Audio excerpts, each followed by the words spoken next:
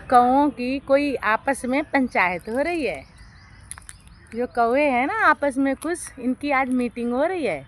ऊपर बहुत सारे बैठे हैं, हरे पत्ते तो हम सबकी ना, मेरे हाथ में एक तो बगल में ना सामान है डोगियों का थैला में। अगर हम पास जाएंगे ना तो ये बेचारे ना शांति से बैठे तो भाग जाएंगे, इसलिए मैं ना पास नहीं जा रही हूँ, इसलिए।